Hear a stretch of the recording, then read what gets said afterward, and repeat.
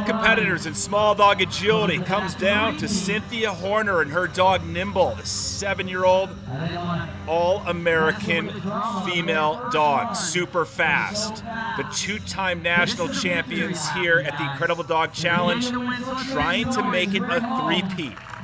Watch how fast this dog is. Great start through the tunnel. You can hear that communication between Cynthia and Nimble, outstanding. Look at that, Nimble blazing through this course. Up and over, look at the weave poles, explosive, nails it there.